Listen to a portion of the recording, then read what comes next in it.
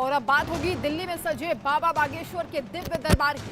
दिल्ली के IP extension के रामलीला उत्सव ग्राउंड में बाबा बागेश्वर के दिव्य दरबार का आज तीसरा दिन है। पंडित धीरेन्द्र शास्त्री के दिव्य दरबार में भक्तों की अपार भीड़ देखी जा रही है।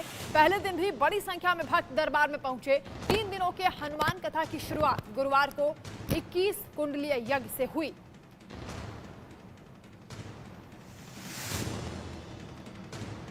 बाबा का दरबार सजा है और भक्तों की भारी भीड़ यहां पहुंच रही है। दिल्ली में बाबा का हिंदुत्व यज्ञ जारी है। दिल्ली दरबार का तीसरा दिन है आज और आज भी यही उम्मीद की जा रही कि बड़ी संख्या में भक्त पहुंचेंगे। बाबा के प्रति लोगों की दीवानगी देखी जा रही है और बाबा पर अटूट आस्था भी लोग जाहिर कर रहे हैं।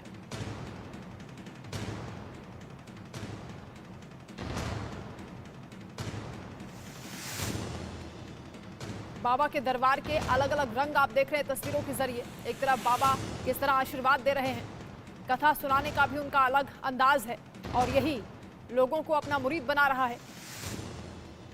भक्तों की संख्या दिनों दिन बढ़ती जा रही है और बाबा की डिमांड भी बढ़ती जा रही है।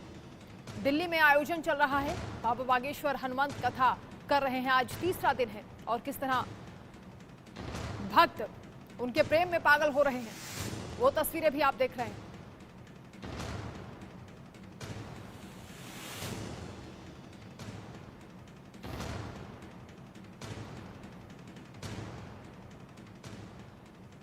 तो दिल्ली में दिव्य दरबार के दूसरे दिन भी बाबा बागेश्वर ने भक्तों की पर्ची निकाली। भक्तों का बाबा बागेश्वर पर पूरा भरोसा है, उनकी आस्था है। बागेश्वर के दिल्ली दरबार में अर्जी देने के लिए भक्त दिल्ली के आसपास के राज्यों से बड़ी संख्या में पहुंच रहे हैं। कई भक्तों को बंगाल के दिव्य दरबार में अर्जी देने के लिए यहां पर पहुंचे हैं और भक्तों को उम्मीद यही कि पर्ची में लिखी उनकी परेशानियों का समाधान बाबा बागेश्वर जरूर करेंगे। तीनों तस्वीरें आप देख रहे हैं।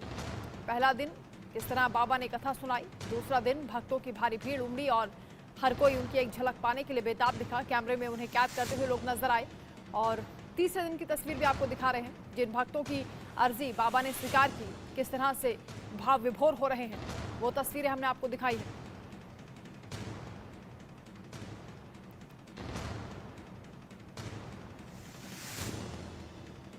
कई भक्तों ने आज बाबा बागेश्वर धाम में अर्जी लगाई थी और उनकी अर्जी जो है वो सुनी है। क्या कुछ आपने कहा था और क्या बाबा ने बताया?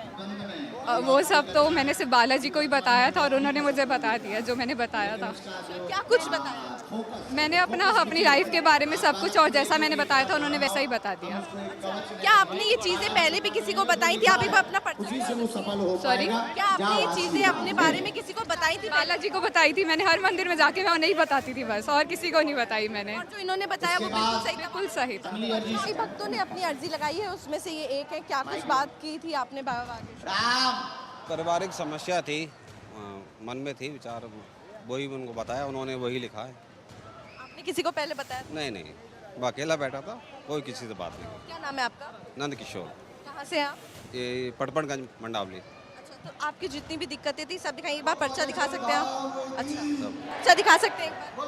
हाँ, देख सकते हो।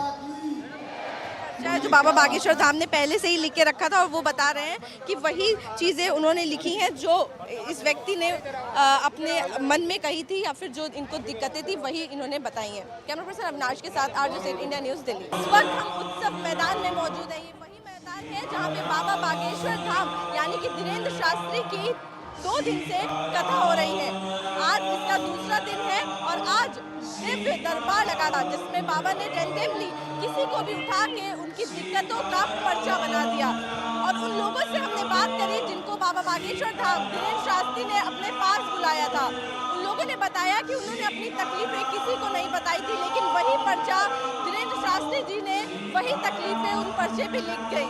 और आप देख सकते हैं ये आखिरी चरण है और आज का दिव्य दरबार जो है वो समाप्त होता हुआ नजर आ रहा है। और तमाम चीजें धीरेन्द्र शास्त्री ने दिव्य दरबार शुरू होने पर कही। उन्होंने कहा कि दिल्ली में धर्मांतरण हो रहा है, लोगों को हनुमान जी पे भरोसा करना चाहिए। हर गली में उनकी शक्ति है और उनकी शक्ति से ऊपर कोई नहीं है।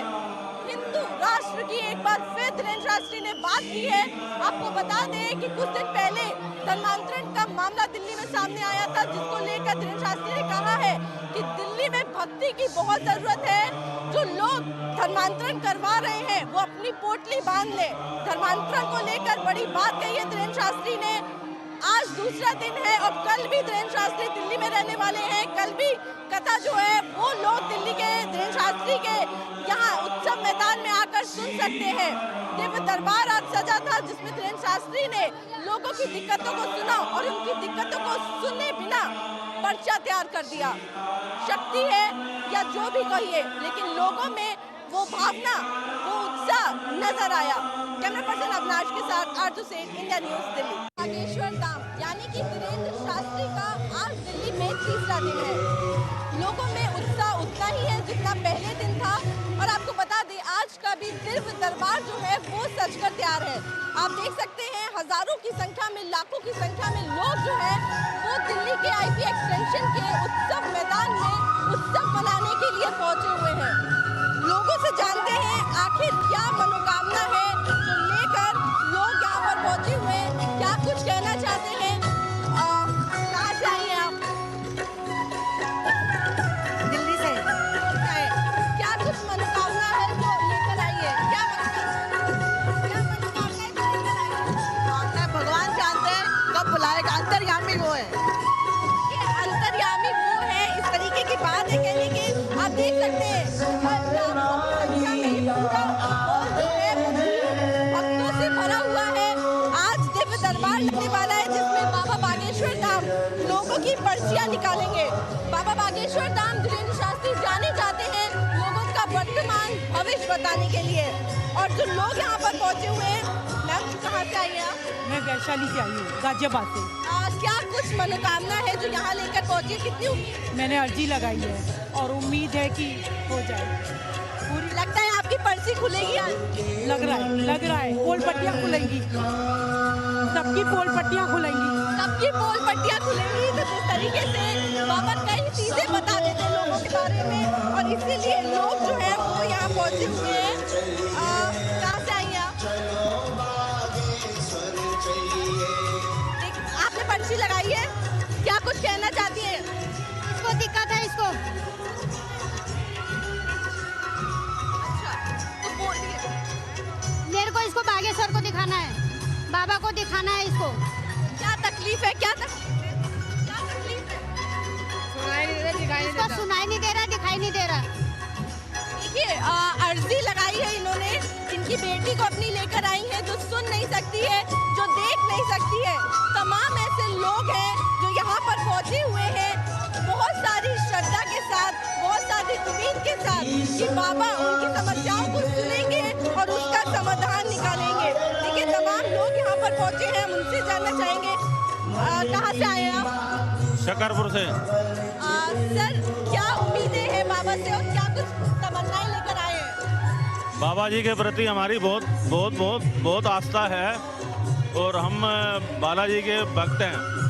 तो यहाँ पर आए हैं, पता लगा था हमें कि यहाँ पर आए हैं, उनके दर्शनों के लिए आए हैं और अपनी कुछ अर्जी लगाएंगे यहाँ पे।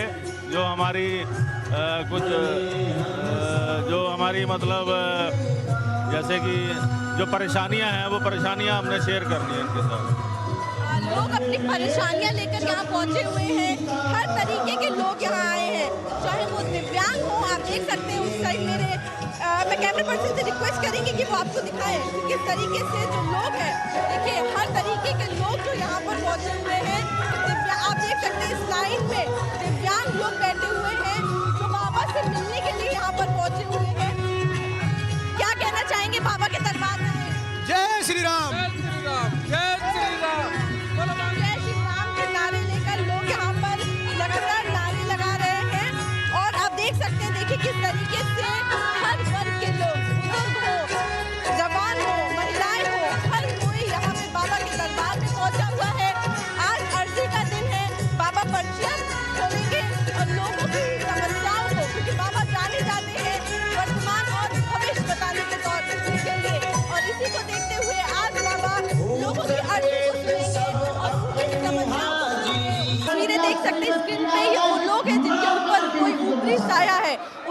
बागेश्वर धाम यानी कि धीरेन्द्र शास्त्री ने अपने पास बुलाया है। और देखिए किस तरीके से बेकाबू होती हुई ये तस्वीरें आप देख सकते हैं, किस तरीके से वो कूद रही है, नाच रही है, इस तरीके की क्योंकि उनके ऊपर ऊपरी साया है। और कहते हैं बालाजी का नाम लेने से वो चीज़ें जो है वो सामने आ जाती है। आप देख सकते हैं किस तरीके से कई औरतें, लेडीज़ हैं, जेंट्स हैं जो इस तरीके से कर रहे हैं क्योंकि उनके ऊपर कुछ ऊपरी साया है। और कहते हैं कि हनुमान जी का नाम लेने से वो ऊपरी साया जो होता है वो सामने आ जाता है। और उसी की तस्वीरें आप देख सकते हैं।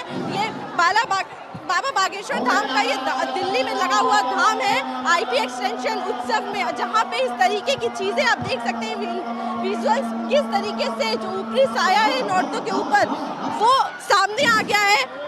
उनका रूप आप देख सकते हैं किस तरीके से खेल रही है। इनको बोला जाता है जब किसी के ऊपर कोई ऊपरी साया होता है तो कहा जाता है कि वो इस तरीके से खेलती है, उनके जो ऊपरी साया होता है।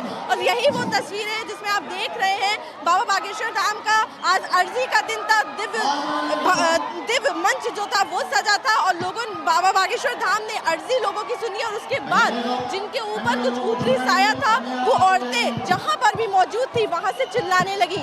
और जिसके बाद तस्वीरें ये हैं कि वो एक जगह आगे आकर यहाँ पर इकट्ठा हो गई हैं। आप देख सकते हैं किस तरीके से, देखिए कई सारी औरतें हैं, सिर्फ एक नहीं है, आप देख सकते हैं कितनी सारी औरतें एक जगह पर इकट्ठा हो गई हैं और वो किस तरीके से खेल रही हैं और बेकाबू होती हुई देखिए नजर आ रही है। ये बाबा बागेश्वर धाम दिल्ली में इस वक्त लगा हुआ है वहाँ पर, और बाबा बागेश्वर धाम लगातार पीछे से मंत्र जो है वो पढ़ रहे हैं, हनुमान जी का नाम ले रहे हैं। और ये तस्वीरें आप देख सकते हैं खुद में दर्शाती है कि हनुमान जी की शक्ति, देख सकते हैं उनका नाम लेकर बाबा बागेश्वर धाम कोशिश कर रहे हैं कि ये जो औरतें हैं इनके ऊपर से जो ऊपरी साया है वो हट जाए और ये औरतें यहाँ से वापस अपने घर सही तरीके से पहुँच जाए और ये ठीक हो जाए।